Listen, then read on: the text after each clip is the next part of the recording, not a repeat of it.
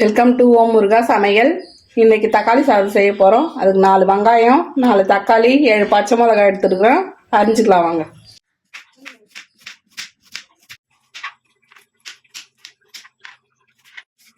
Cooker வைக்கிறேன். தேவையான அளவு எண்ணெய் ஊற்றிக்கலாம். எண்ணெய் காஞ்சிடுச்சு. இப்போ பட்டை லவங்கம் போட்டுக்கிறேன். சோம்பு 1 ஸ்பூன் போட்டுக்கிறேன். வெங்காயம் போட்டுக்கலாம். பூண்டு 10 பல்லு போட்டுக்கலாம். பச்சை மிளகாய் போட்டுக்கலாம். கொத்தமல்லி கருவேப்பிலை போட்டுக்கலாம். வதங்கிடுச்சு. இப்போ தக்காளி போட்டுக்கலாம்.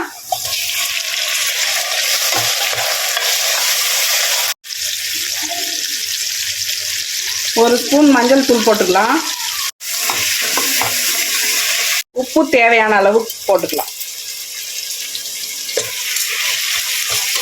நான் 6 டம்ளர் அரிசி எடுத்துருக்கிறேன். அதுக்கு 13 டம்ளர் தண்ணி ஊற்றிக்கிறேன்.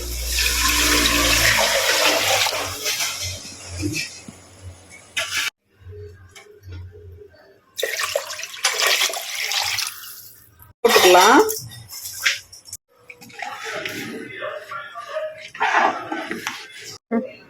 இப்போ குக்கர் மூடிக்கலாம். ஊற்றியாச்சு. இப்போ 2 விசில் விட்டு எடுத்துக்கலாம். 2 விசில் வந்துச்சு. ஆஃப் பண்ணிக்கலாம். இப்போ குக்கர் ஓப்பன் பண்ணிக்கலாம்.